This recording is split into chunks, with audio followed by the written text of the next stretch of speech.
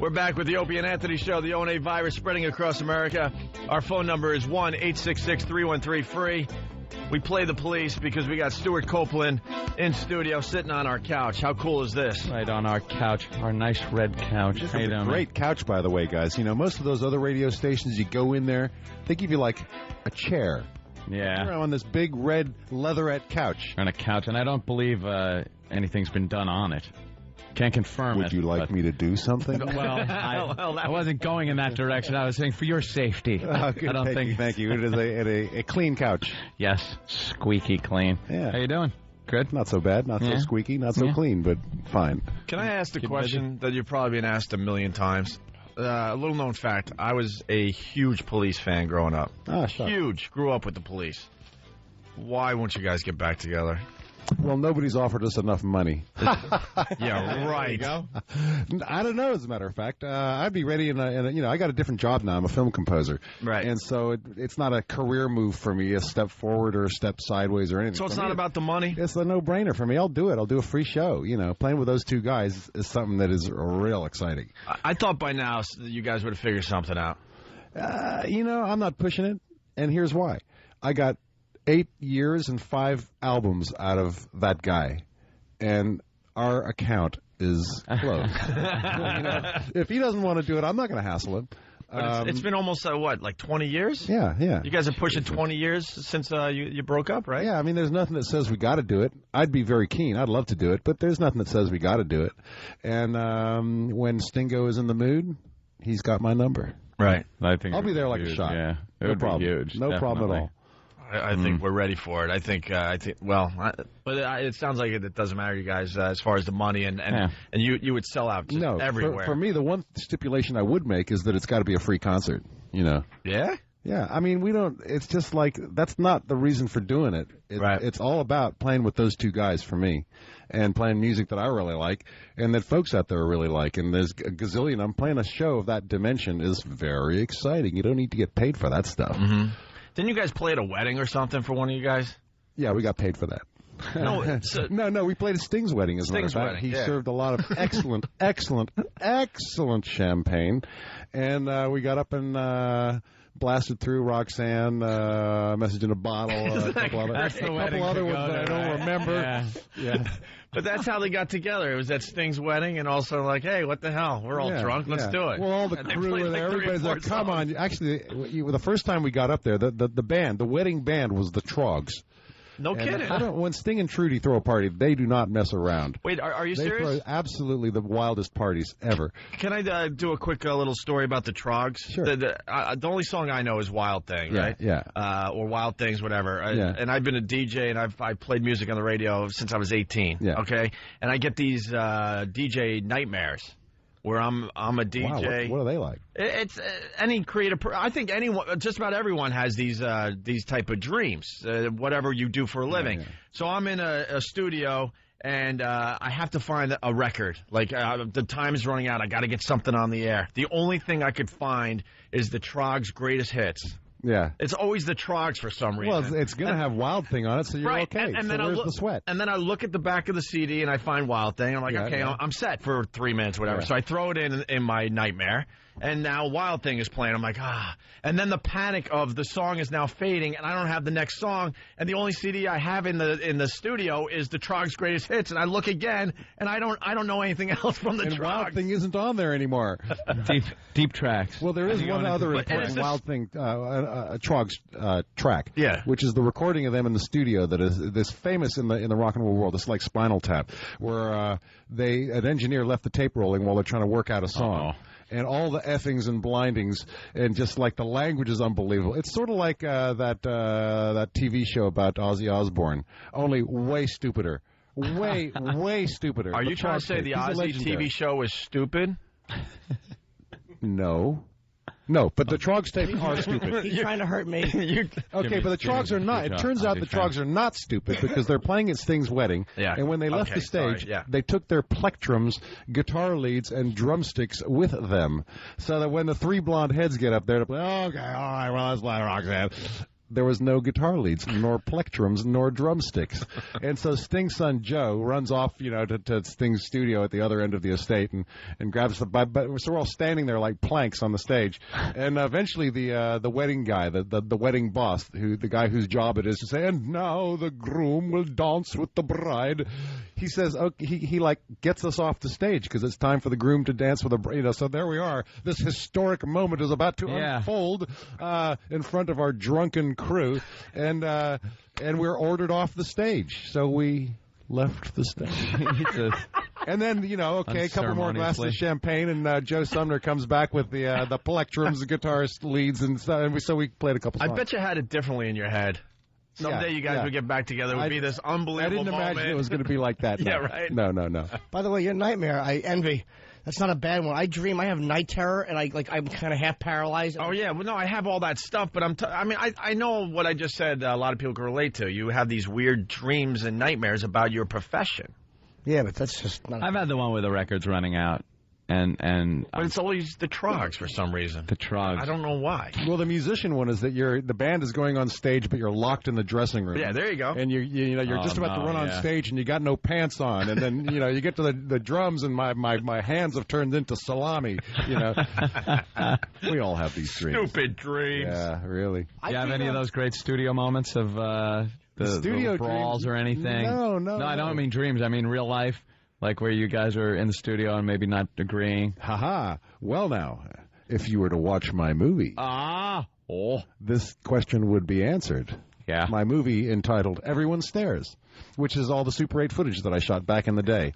And, in fact, I'll be flogging it this very afternoon. You want to help me out with the plug here? Sure. It's at the Virgin Megastore in Union Square, 6 o'clock tonight. There you go. I'm going to go down there, man. I got to check that out. Now, this movie, I need your listeners to understand a very important distinction between this movie and your average MTV documentary about a band, which has the camera over here and the band over there, and the band kind of goes in front of the camera, and then an important-sounding voice says, "This is the band that, blah, blah, blah." This film here is the camera is the band. I was shooting during from starving all the, when we were playing the little clubs, crossing America in a little van, I had the camera turning the whole time. And so the camera is a member of the band. And there's the back of Sting's head on one side of the frame and the back of Andy's head on the other side of the frame with the stuff coming right into the camera. Can I tell you something now? That's for the people listening right now, that sounds very normal. Like, yeah, whatever. You got a video camera rolling. But we're talking 1978. Not many people were that smart to roll footage back Well, there were not that many behind-the-scenes footage. No, you're right. You're absolutely right, because nowadays carrying a video around is pretty easy. But in those days, way back in those days, it was before video. And so these films I had were like 3.5 minute celluloid things, which I'd have to send off and get developed. Sure. And I got 50 hours of this footage. But it's quite unique. I mean, all of the people in front of the camera address the camera by name. I got Sting and Andy shouting into the camera, "Hey, Stewart, too fast," And I got the fans screaming right into the camera, "Stewart, Stewart." And I got the journalists holding their microphone right up to my camera.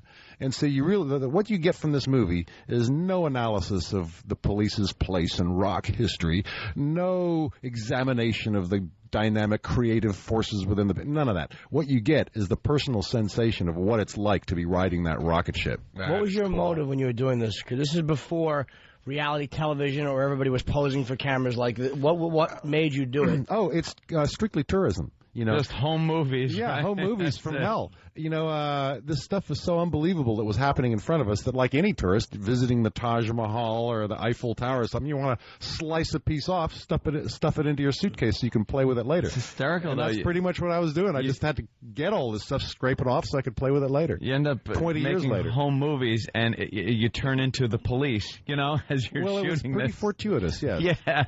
There's probably a lot of other home movies of some other guy who had this great idea. Only problem was his band didn't turn into a nothing band. happened. No one wants to see it. I got rolls of this. Let me see. No, I'm busy tonight. Yeah. That's great, man. That's some idea. So tonight you can get your very own signed, autographed copy of it over at the Virgin Megastore in Union Square, 6 o'clock. Union Square, tonight. 6 o'clock. You're composing for film? That's my day job now. I actually have a real job now. Anything we would know? Wall Street. I've forgotten what it's like almost because a little this movie called. Wait, did you just throw out Wall Street like it was nothing? Throw out Wall Street. We love Wall Street. Yeah, but come October, when this movie is out in the marketplace, the promotion job is done, I'm going to call my agent, and he's going to say, Stewart who? You know, I've been working on this movie for a year now. It's just eaten my life. First of all, there was making the darn thing, which was really fun. Then it got accepted into Sundance, which turned my little toy, my little thing. It escaped from the plate pan and became this huge monster. The movie now owns me rather than the other way around. Then I had to go find all these people 20 years later and get releases from them. Then I had to go and buy all the music, and this is the really wacky part. And so the thing has eaten my life for about 12 months now, and so I'm going to get back into my day job. Wait, you had to buy the music? To use your own music? Yeah. Isn't that something? I hate lawyers. Isn't that something? Lawyers. God, they ruin everything. But the movie's already paid for it. What's the story with McCartney? He had to ask Yoko if he could have what song on his greatest hit CD, and she said no, and it was his song that he wrote. Which one? It was the big one. Yesterday? That's hard to say with the Beatles. No, I know. The big one. What the hell? Yesterday, the Beatles. The big one. I think it might have been Yesterday. Yeah, he wanted that on his greatest hit CD. He had to ask permission. He had to ask Yoko, even though he wrote it and everything. John Lennon had nothing to do with the song. Well, it would have been a film. And she said no. You know, there's a distinction. You can make a record all you want, and all you got to do, you don't have to ask anybody's permission. You just pay the guy who wrote it. But when you put music to picture, that's a whole different legal scenario. As soon as you put music to picture, then you need a written permission from the guy who wrote it or his estate. And that's the problem I was in. You know, the band Sting, the artist, the actual guy who wrote it, he was cool. Him and his office, they gave me everything I needed. But it was like the publishers and everybody else who beat me up kind of bad. But you know what? We're all going to do fine at the end of the day. It's all good. You look at like your old MTV videos and kind of chuckle. No, I don't actually. But if I were to look at it, actually, no, I was in Italy last week and I was doing a radio TV show there, and they pulled out one of the old videos. Oof. And one of the points that I make in the movie is that, you know, because I'm shooting some of the videos, I've got my camera turning while we're warming up and stuff, and so I've got Sting and Andy going through the song, and there's only two guys in front of the camera there, and one of them isn't because he's got his own camera, and they're goofing off and stuff, and I remember that the big problem with videos for the drummer is that you don't have anything to do. You know, in those days, they would just hose down the band with camera while they play the song, and you sort of jig about. And the singer looks right into the camera, and he sings the song. He's got something to do. The guitarist, he can strap a guitar on, even though it's not plugged in. He can pretend to be playing the thing. What's the drummer do? You just stand there twitching and looking vaguely hostile. You feel like a jerk. You know, it is. I look at these old videos, and I know I could see it after all these years. What was going through my head? I feel like a jerk. I'm standing here jigging about. Like when it comes to the chorus, I pretend to be singing along. I didn't sing any of that stuff, you know. But still, that's one of the small indignities of being the drummer in a band. You guys were right at the beginning of MTV, though. Really, you guys were pretty heavy rotation because there were not that many bands really that. Well, we busted out together. Played, yeah. So you know, you guys were there. And now I've lost complete track of the question I was going to ask. I don't know what you were going to ask, but I'm just so happy it happened in front of a rock legend. Yeah, this never happens with Anthony. Hold on, let me crash myself. Anthony's usually perfect. Let me crash myself. All right. Wait a minute, you just gave that does happen. You've got the sound effect ready for it. I know. Just in fact, you didn't lose your train of thought at all. Because it's never for me. That's usually used on us. I actually wanted to ask you if at the time, because it was so new, you thought you were just making dopey videos that weren't going to last, or you thought like, wow, this MTV thing kind of might have some legs. Well, yeah, the MTV thing did turn out to have legs, and eventually people realized what legs it had, so they started to spend a lot of money on huge, high-concept videos where they'd get a big set, there'd be a storyline, everyone had a haunted house, every one of them had a wine glass getting knocked over in slow-mo, every one of them had a beautiful woman disappearing behind a door or something like that, and but we were just a hair ahead of that when all they did was we'd be in somewhere and they'd hose us down with a camera and cut it together and we'd be jigging. Yeah, it was like some stark white room or something. And well, no, actually, we were touring around the world, so there'd be like the pyramids behind us or something. Don't forget all the candles. Or, you know, wherever one video with all the candles. You need candles. Was it Every Breath? Yeah. That was Every Breath. Yeah, it was Every Breath with all the candles. That was a nice Did you touch. like the remake that was done with that? Every Breath Daddy. What was that? Pete Diddy? Yeah, Puff Daddy did it about Biggie Small. Was it Biggie Small? Well, it's a funny thing. I didn't know about it until friends were telling me, hey, is that your song they're playing at the NBA games? Didn't he have to get your permission? He has to get something signed to play his own music on a video. Well, it turned out they got our manager's position. The manager forgot to tell me, and then he's my own flesh and blood. You didn't know about the song until you started hearing it on the radio and stuff? Well, I didn't start hearing it. I heard about it. Yeah. And then I went out and got it, and I thought, well, it's got to be like, okay, they covered the song. Great. My buddy made some more money from writing a great song. He deserves it, And but wait a minute. That actually is Andy's guitar. And because there's a little place where he scrapes the pickup with this thing, and it goes into the Echoplex, and nobody would ever think to recreate that. No, that is the master recording, which is different from if they re-record the song. Anyone can do that. But if they actually use the master, that's a whole different thing. Sample, And so I'm thinking, wait a minute, am I going to cause a problem here? Am I going to call up these gangsters and piss on their funeral? Yeah, right. Hey, listen, you guys, back off. You can't use it. Instead, you're going, good job, guys. Great. Yo, do whatever you want. Do whatever you want. Yeah. All right, we got to take a break. We're a little late. It's Everyone Stares: The Police Inside Out by Stewart Copeland. You're doing the signing today, Virgin Megastore in Union Square, 6 o'clock tonight. And there's nothing better. I've been to like 2 or 3 signings in my life, man, and there is like what a high you get standing in line waiting to get something signed. I saw Sabbath do it, and it's just there's nothing better than a signing. I've been to a couple. I love them. I'm probably gonna. And we'll talk some more after the break. All right, Stewart? Cool. Is that cool with you? Yeah. All right. It's the only virus spreading across America. I will. Do you? You're checking out the Opie and Anthony Show. We're running out of time. We got Stewart Copeland in studio. We neglected to mention, like idiots, that he is doing the walkover with us to XM and going to hang at XM a little bit, too. We should have mentioned that a little bit earlier. And we're giving away copies of the DVD, right? The DVD will be given Everyone Stares: The Police Inside Out. And Stewart Copeland will be signing copies of this at the Virgin Megastore in Union Square tonight at 6 o'clock.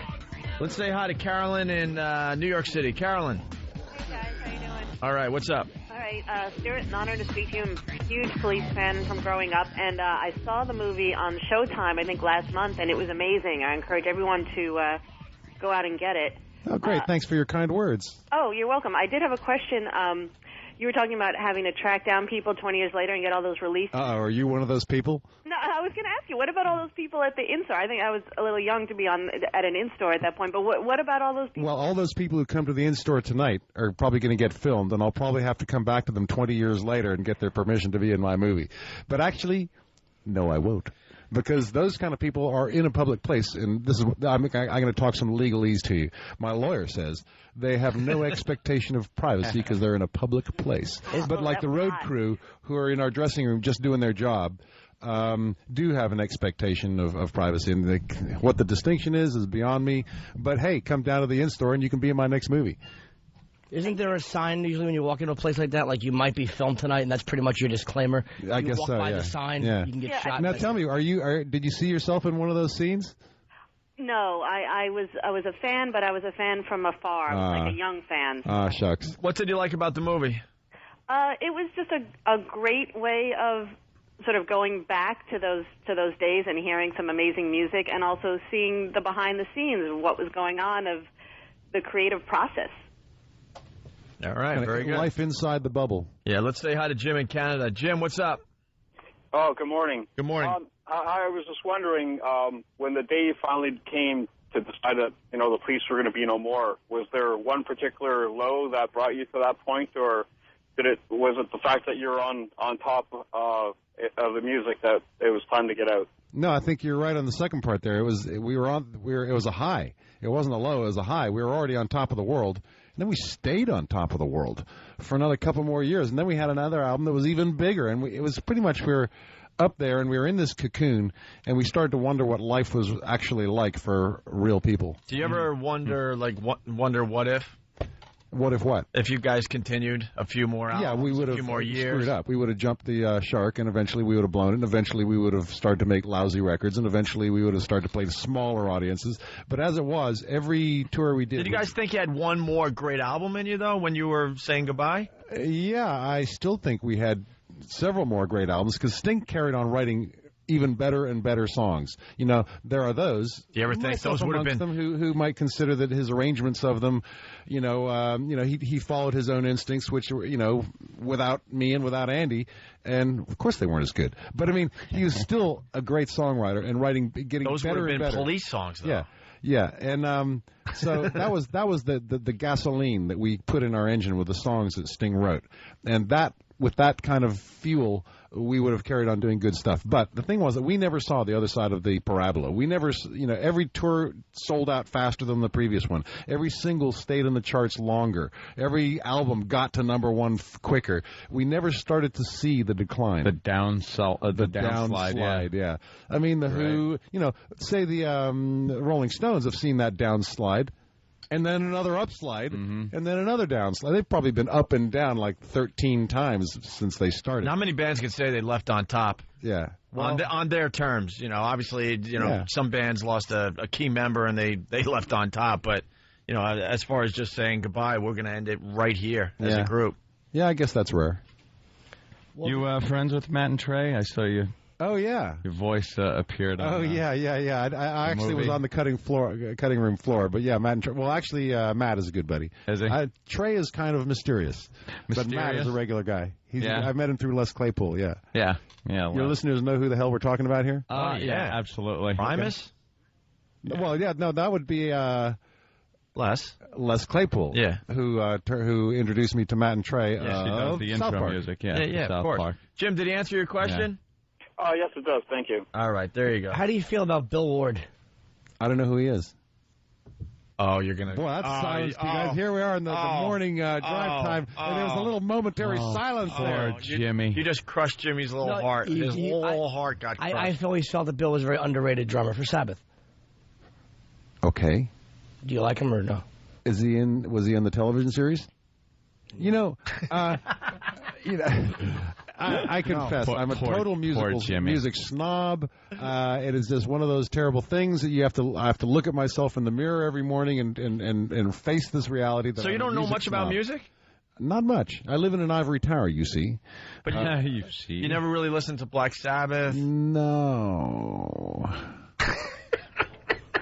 There's a lot of people I didn't listen to. I listened to Jimi Hendrix, and that was it. That's all I needed. That doesn't matter. No, you have no idea. That doesn't matter. Sabbath.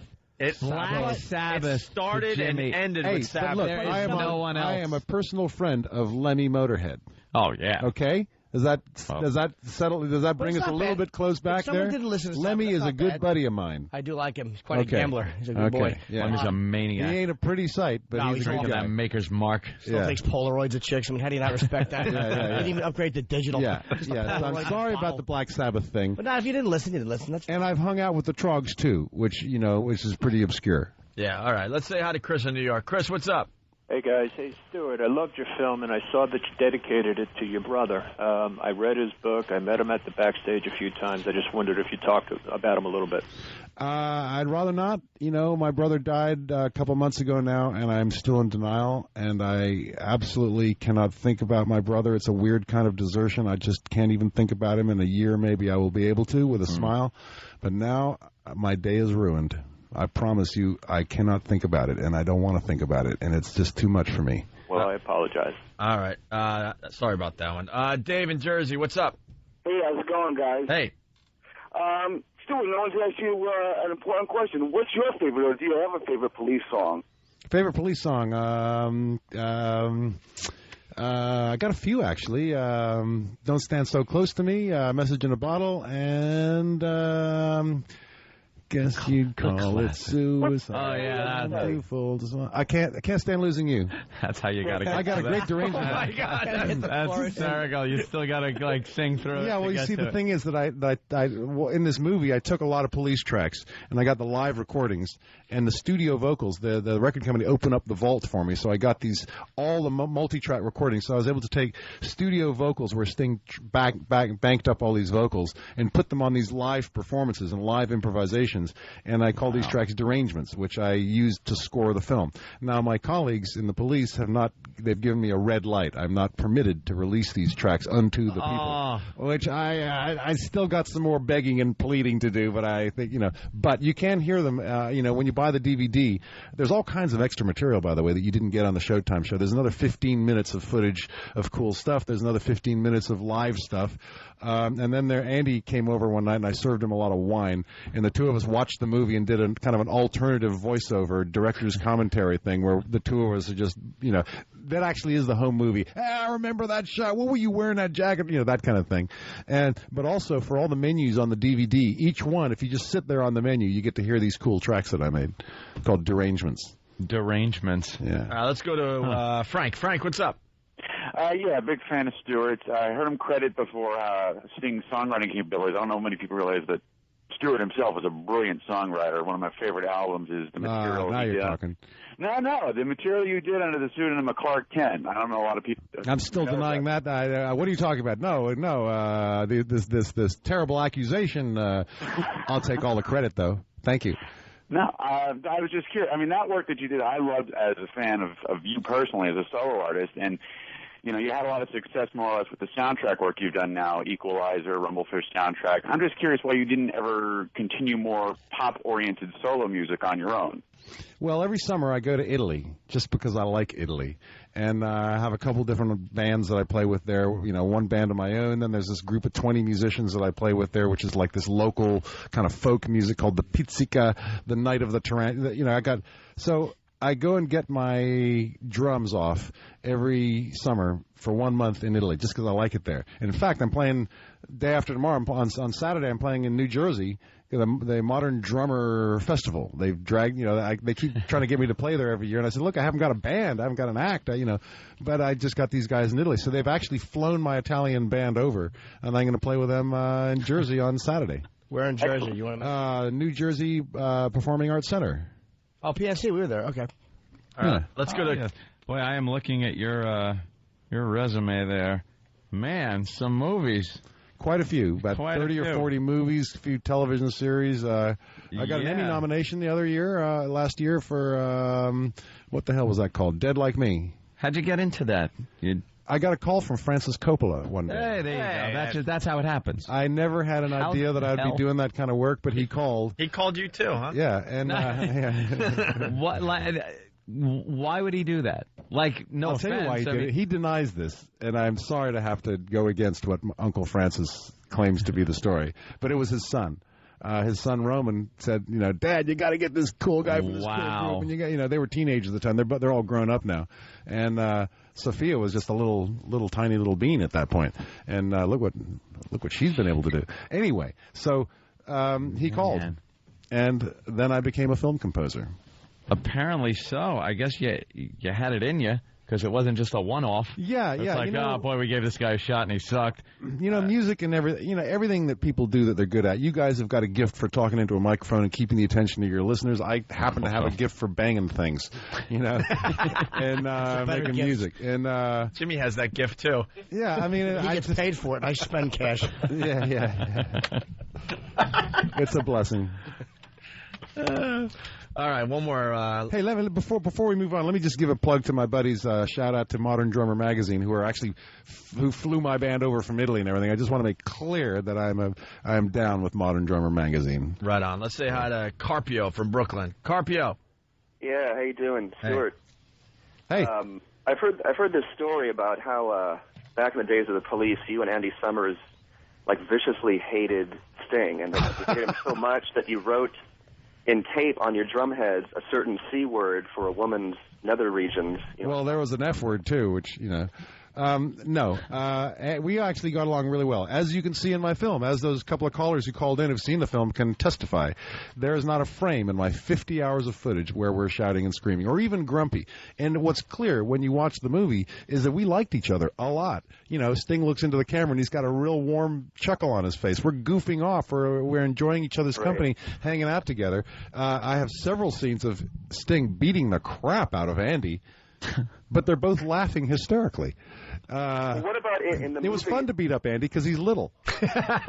Who actually suggested that you were on top and you weren't fighting? Who actually said, look, let's end this? Well, Sting had wanted to leave for quite a while. And it wasn't because he was angry. It wasn't because, he hated us or hated our music. It was because of a very simple and easy to understand thing. He's a songwriter. And at first, he was an unknown songwriter, and he appreciated having Andy and I collaborate with him on his songs and make them better than, he'd write a few chords and a bit of a melody, but he didn't have a lot of self-confidence, so he appreciated it when Andy and I would come and say, oh, that's brilliant, that's great, let's turn it into this. We did Roxanne that way and all these songs that way. As years went by and he got more affirmation of his gift, and he got better at it too, by the way, and he'd recorded a few albums by now, and he starts to understand how you make records, how you arrange a song, and now he's writing songs, and he doesn't, the same way with the current era of Lennon-McCartney and so on is an aberration. Normally, a composer such as Mozart or Wagner or whoever, they don't stop halfway through the composition. They complete the composition. So Sting is now writing songs where he doesn't just have the lyric, doesn't just have the melody and the chords. He has the whole thing in his mind, fully arranged. And he's actually quite a brilliant arranger. Not only that, he's done a few albums now, and he knows how to use a studio, how to record it. He doesn't really need to compromise anymore. So he arrives in the studio with a complete song. So you've just called him a selfish bastard. No. He just didn't need you guys. No, he was not selfish. Is that what you're saying? He didn't need you guys anymore. For Andy and I, our position was that we like to take those semi-formed songs and turn them, put our own stamp on it, and that's why we're not session players. Right. So that was our point of view. But Sting was patient and held off, and he was able to make those compromises for 5 albums, for 8 years. At that point, he's free to go. It was amazing to have a songwriter, such a good songwriter, with such a great, unique voice, too. He's a pretty good singer. I hired him originally as a bass player who could sing. Really? I had no idea that he was such a great singer. Backup and vocal. no idea at all that he could write a song. Neither did he, by the way. It'd be funny if you put another band together and just asked him if he'd play bass and not sing in it. Yeah. Hey, that's our music. We got to get out of here. They're going to shut us off. So the big plug, Jimmy, can you help me out here? It's called The Police Everyone Stares, The Police Inside Out. It is like a documentary style behind-the-scenes DVD by Stewart Copeland, who is doing an in-store. Virgin Megastore. Yeah, sorry. Virgin Megastore in Union Square, 6 p.m. There will obviously be a line, so get there. And meeting someone like that is quite a high, man. And we're going to hand out some copies of the DVD on the street in a few minutes here. Quickly? Yeah. You want to win a MacBook? Send us 30-second production piece about the Opie and Anthony show by October 2nd. Send your entry to 923freefm.com by September 29th. We ran out of our music. That's how late we are today. That's how it goes. Stewart, it's a pleasure. Thank you so much. Thank you, guys. I hope you had a good time today. Yeah, cool. I love morning radio. If you're not joining us at XM, have a great day. Hey, voiceover. Outside Free FM here in New York City. Stewart Copeland, everyone. Stewart Copeland. What do we got over there? What? I don't know. It looks like What kind of uniform is that? Navy JROTC. Oh, You look about 12. ROTC. Are you going to defend the nation? No, I'm not. In a couple of years? Maybe. I don't know. How old are you, son? I'm 14. You're 14 and you're in the ROTCs, as they used to call it. Junior ROTC. Junior ROTC. Yeah, for high school students. And you know something? What are you going to do with this? What are you going to do with Protect the this? nation. Protect young the nation. man. Hopefully, it will lead to a career in law enforcement or something. Law enforcement. But see, this is someone at 14. You actually got like something going where it could. You could like become a naval aviator if you want. Yeah, I could. What the hell did you do to earn all those just ribbons? showed us a salad dressing on his chest here. Where did you earn all that wall stuff? on my chest. What did you do? Each one signifies some special thing that I did. Do you remember? It ranges from like exemplary conduct. But you're only 14. Personal appearance. Yeah, you're 14. You look You've adorable. done a lot of good stuff in a few short years. Isn't he the cutest thing? Like the cutest little thing. You want to see Pepper? You're going to go and apprehend a criminal, and they're going to go, aww. Compared to this, come on. Are you a police fan? Stewart Copeland fan? What are you? I'm not really sure. He's a fan of the police department. That's what he wants to become. The police broke up 6 years before you were born. Yeah. Wow. Well, congrats, and I hope things go well for you. Thanks a lot, man. Look fine in your little uniform. Little uniform. Looking fine in your little uniform. That wasn't creepy. Just the cutest little thing. Isn't that adorable? Look at this guy. All right, let's walk. We'll hand out DVDs as we walk. Everyone gets a DVD that wants one today. Elliot, what's the deal? This is the Elliot that we love, by the way. He's got the sign when it's a Virgin Megastore tonight, 6 p.m. That's Virgin Union Square. Stewart will be signing copies of the new DVD, Police, Everyone Stares Inside Out. Very good. Elliot, everyone. This is something very New York about this, walking down the streets in New York with microphones and a crowd of people waving the DVD at everybody. No, it's weird, too. Barely anyone notices. And nobody even noticing. All these passers-by, look at them. They're all just walking past. You know what? Bustling and bustling. You are really, really famous, and most of these people passing, they're just probably listen to the Police growing up. They will not notice you today. They won't look up. They won't look up. One day we... this is New York. They got important business. Well, one day we walked with the Stanley Cup, and no one even cared. No one looked. They didn't think it was the real thing. They just didn't look. You know what? Also, a lot of people have iPods on. I wouldn't doubt a few of them are listening to the Police, pass right by you, and have no idea. Wait, let's ask Andrew. Andrew! Oh, wait. This guy's playing Black Sabbath for Jimmy. Start off. The Wizard.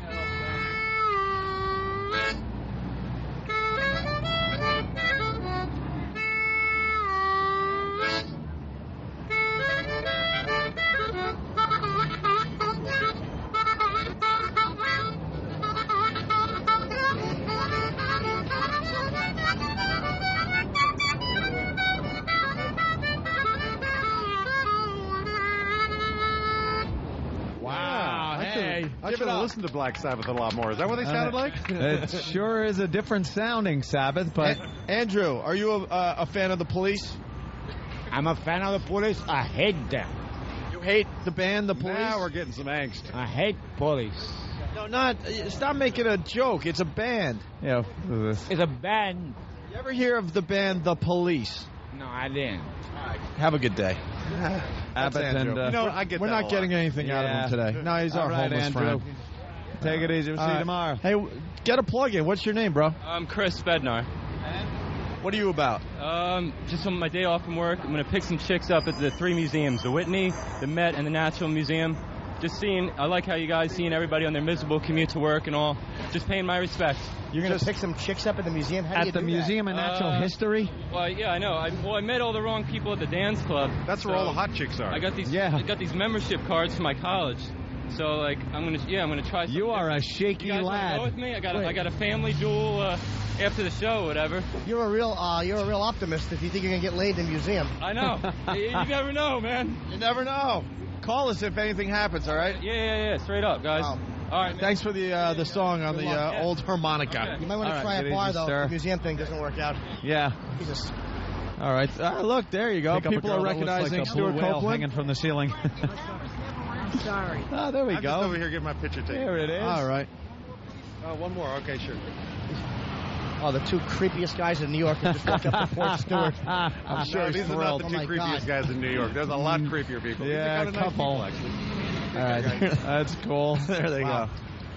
These are good people of New York. Stewart Copeland, everyone, from the Police. Stewart Copeland. They have headphones on. They're listening to their music. They're looking. People are afraid if they look up, they're going to get stabbed. Right. There's a mob of us walking down the street here with microphones. Yeah. Everybody's walking past. Hey, we should talk to our Australian friend. Bro. He's still here? Yeah, he's over here. This guy's visiting from Australia. What'd you do last night? Fuck all, mate. Nothing. Went to Times Square, ate at a Hard Rock Cafe, and just walked around. Yeah. Walk around. So much to see. I don't know. When are you leaving? Sunday, I believe. What are you doing today? Don't know yet. Walk around. Maybe Brooklyn Bridge. Head over there. Maybe Staten Island. Apparently there's a ferry. Apparently there's a ferry. I love Apparently there's a ferry. It's called the Staten Island Ferry. Yep.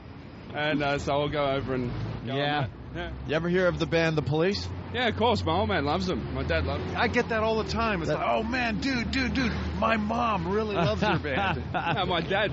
What about your sister? That's Stewart Copeland of The Police, obviously. Yeah, the drummer. Yeah, awesome. Nice to meet you. Ah, nice to meet you. My dad will be very, very jealous. You want to get a picture? Yeah. All right. Let's take that back. It'll cost you $10, but that's half price for you. There you go. Look at Elliot, always promoting. Yeah, nice plug. Freaking Elliot. That picture's going to Australia. No camera. Yeah, there's a camera, but all right, throwing the DVD in the shot. Very good. You gotta love Elliot. Do we have a copy of the DVD for this guy's father? Elliot, where's our copy? He needs a copy for his father. Copy, Elliot. Which way? Let's walk this way today. Why not? Shout. We'll turn right. Oh, step on these bugs that are in the crosswalk. Oh, they're just. Oh, wait, they're little. Now, look how adorable you are. Cute. This building here is the building which used to be the FBI booking agency, which used to book our gigs. Right here? Yeah, right here. This building right here. 57th and 6th. Yeah. Do you like New York, Stewart? I do. It's a hub. When you arrive in New York, you are at the center of the universe. Yeah, pretty much. You get the feeling that if the king of Nepal is in town, I'm probably going to bump into him on the street here. The pinnacle. Yeah. I bumped into John Madden last night. He is a miserable guy. Was he grumpy? He's back in the neighborhood, Jim. You'll see him. I want to meet him. Is he always alone? Yesterday I had a lot of star sightings. I saw John Madden. I saw the father from Harry Potter. And I saw Brian Dennehy. Oh, nice. Yeah. All in one day. All within like a 10-minute walk. 3 nice photo ops. Look at... Oh, Steve and Eric are being playful. There's a dog there. Creepy. See if we can get a woof there. What's that? That guy's pretty creepy. Which guy? Look, the creepy guy. Oh my God, is he awful? Bald with little blue sunglasses. I would have thought you guys would be used to this. Yeah, we do. We just point out like the ultra creepy kind of John Carr looking guys, He was really disturbing. We see something different every day, Stewart. Whoa, just lost a hat. That's E-Rock. You got that? Somebody lost their hat. That's E-Rock's hat. Stupid hat head he has. And then we comment about the posters on this wall. Nokia, 57th and 5th. Scissor Sisters, ta-da. Edward Norton. Hard to Kill. What's that? Oh, TV on the Radio. That's a really cool band. They got a new album out today. Rolling Stones. The Rolling Stones. I've heard of them. Yeah. And there's our pal John Mayer. I heard of them. I actually got his CD. I bought it yesterday, and I listened to most of it in the car. I enjoyed it very much. It's good, huh? Now, Continuum, music by John Mayer. What do you like to listen? I've heard of him. Do you listen to today's music at all, Stewart? I live in an ivory tower. I know, listen to bluegrass, death metal music, Slipknot is my current favorite. Oh, there's a band that was popular when you guys were doing R.E.M. Look at them, still blasting away. It's another greatest hits, the best of the IRS years, 1982 to 87. The shot, one of the guys is actually midair. He's jumping. They never jumped. They always just stood there. I don't remember R.E.M. ever jumping. They never jumped. It's got to be a fake Photoshop. And then what the hell is that for? Can't read it. I can't even read. Is that Mars Volta? The Mars Volta What the hell is that? Amputecture. Hey, Elliot, you got the U2 DVD as well? Yeah, I just gave it to somebody. Did you give me one? Yeah, I had the studio for you. It was all about U2 and the Police when I was growing up. Yeah? All right. Somebody got it. Oh, you only brought one? I brought 2. Someone's giving up their copy, I'll tell you right now. Producer Steve. Yeah, baby. Thank you. I could go buy it. I should buy it. Just take it. Let the guy who makes $18,000 a year buy it. Come on, you take it. All right, well, and that's the walk, Stewart. That's what we do every day. Just walk the streets of New York. Then we go upstairs. Hassling people. We go upstairs and continue our radio show, and we get to curse now because we're on satellite radio.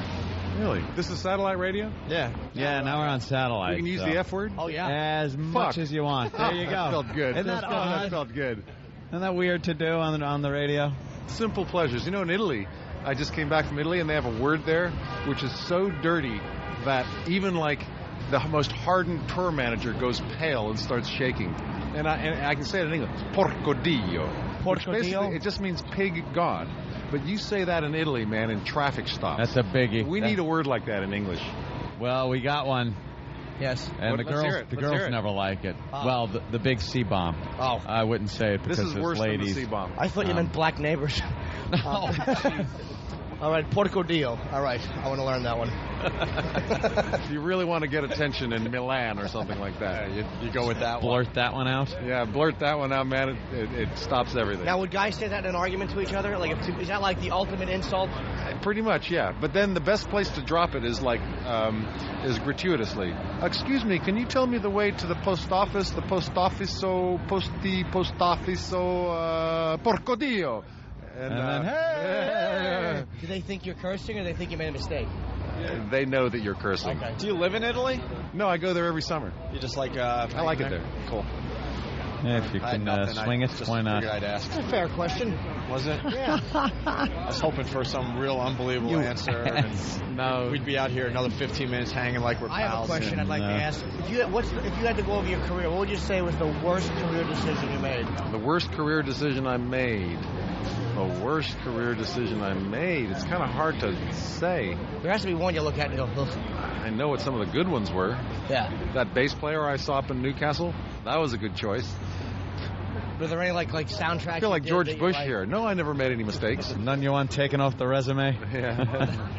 Like that one, yeah. It's funny. Out of my right ear, I hear Elliot going, Virgin Union Square. That guy's good. Never fired. All right, get over here, Elliot. Yeah. Give the big plug. The big plug, Elliot. Elliot's good. Careful on this one. What are you plugging? You too? Well, we want you to do it with... No, switch horses. It's all about Stewart Copeland. Hold on. We want you to do the plug, but we want you to do it with a lot of curses because we're on satellite. They like that. Goddamn cocksucking street date today for the police. Everyone stares inside out. Now this is a unique setup here because not enough curses. What we're talking about here is a film that had a great buzz at Sundance. Great fucking buzz. Stewart obviously been the fucking great guy, fucking film composer. Since his incredible days of being an octopus drummer with the Police. But the real excitement is tonight, 6 p.m. at the Virgin Megastore, Union Square, where Stewart will actually be signing copies of the brand new DVD, The Police, Inside Out, Everyone Stares. And, of course, he'll be signing these suckers, and it'll be a big event, and everybody's got to show up, and that's all I got. Suckers, that's kind of limp, man. Suckers, wow. Yeah. You can do better than that. That's the language, fucking sir. DVDs. Language. With that, I think we say goodbye to Stewart Copeland. It's been a pleasure. Guys. It's been a pleasure. Stuart, thanks, if you want to come upstairs and curse, you're more than welcome. It's up to you.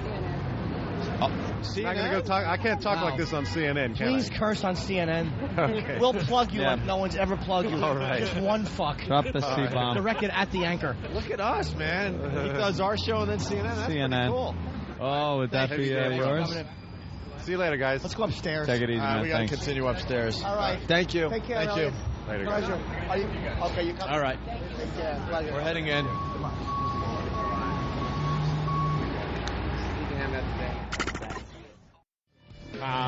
Hey, this is pretty funny. Let's start with Dan in Pennsylvania. Hey, Dan, how are you today? Hey, what's up, guys? What's up? Did I just hear Jimmy ask Stewart for just one fuck? Where'd Elliot go? All right, let's go to Andrew in Queens. Andrew. Yes, sir. Hey. Andrew. Good episode tonight. Today, nice walkover. Yeah. The Stewart Copeland interview was kick-ass. I just a couple weeks ago I was listening to Ron and Fez talking shit about Stewart Copeland. I thought that was a little fucked up, but we're talking shit about Stewart Copeland and the Police. Yes, sir. Oh. What could they possibly? Yeah. What did they say? They were saying that the Oysterhead move was a bad move for him, and that he hasn't been doing anything. He's been sitting on his ass collecting a police check. A police check? He actually did a lot after the Police. Yeah, Jesus Christ. Yeah, like 72 things that he had done as far as composing on Internet Movie Database. Was he the brains behind the Police, you think? Because he discovered Sting, right? Yeah, I guess so, yeah. You think he was the brain behind that whole thing? What do you think, Andrew? Quickly. I think he was a big part of the movement. Right. All right, thank you, sir. Yeah, but it was a great interview until we got that phone call about Stewart Brothers. Gee, God. Yeah. That was really uncomfortable. A downer. Man. I thought that was the best part of it. Not to be a dick, but like, wow, no one. It wasn't done on purpose, but yeah, man. So uncomfortable. Well, that's life. Jesus. That's all I got, guys. Thanks a lot. What are you gonna do? What happened to Stewart's brother? Does anyone even know? I don't know. You want to look it up? I don't know. You know? I'm wondering if it was a sudden death because he seemed like, it probably, whatever. I have no idea. It sounded like it was something sudden. Again, you're diagnosing and speculating I just with caught myself something you and I have did it. no idea about. I'm so bad. Like, I will actually, now I'll try to argue the point that it was sudden. I don't know where I come up with a medical theory. I'm a dropout. A high school dropout. Oh, my God. Oh, we got the video wrong. Travis in Denver, what's up? Oh, hey, man, I wanted to let you know that it was King of Pain, the police song where they were running through with the candles. It wasn't Every Breath You Take. Well, he even said, I think it was Every Breath. I mean, he didn't even know the name of some of his songs. Wasn't there a Sting, like, solo thing that he did where he did the candles? I'm not sure. Wasn't they big, long, big candle things, and he was knocking them over as he was running? That was King of Pain, What's a Sting solo song? I have no idea of any Sting solo songs. I'm sure I've heard a million of them. Brand New Day. Huh. Yeah. Never heard of either one of those. All right. Hey, Jimmy. If I ever lose my faith in you, no, you won't. There'll be nothing left. Go ahead, sir. What are you saying? Oh, I understand that you might be playing in Denver October 28th at the Comedy Works. Yes, I'm doing the Comedy Works for 3 nights in October. It's my first trip to Denver. So let's all hope man, we are... Oh, they call it the Mile High City, Jimmy. The Mile High City. I've heard that. Yeah. I'm going to stay in a hotel in the mountains. My friend Larry Durker is going to hook me up with a snowcat. If you got to get in touch with me, just call KDK12. Actually, KDK1. Yeah, I'm going to stay at the Overlook Hotel. That's what it doesn't matter. Jesus, if you forgot one number and an obscure reference, it was perfect. Stewart's brother died of melanoma at 57 in Los Angeles. So I couldn't have been wronger. It was something that was not sudden. It was actually. something that was disease. Once again. Jeez. All right, let's go to Chris in Pennsylvania. Chris, what's up? Hey, that DVD you gave the Australian guy won't work over in Australia because their DVD players are a different format than ours. You can buy one that covers all of them, though. I have one that covers everything, and I'm sure he does, too.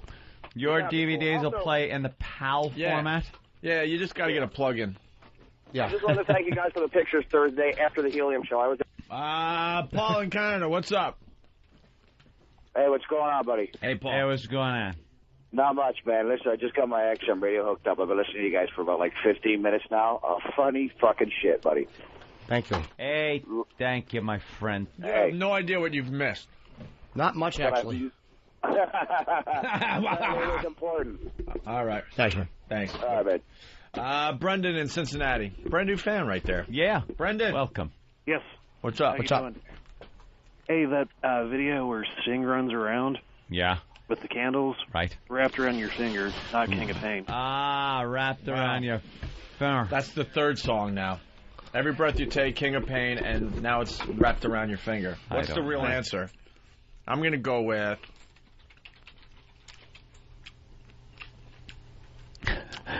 You're going to go with... Flo Paris. Always eating on the air. I am, too. You're going to annoy people. You know what? You're going to write I'm going to go with Wrapped Around Your Finger. Why? Are you watching the video? Yeah. I was just waiting for YouTube to load. There it is. There it is, right there. There's the candle being lit.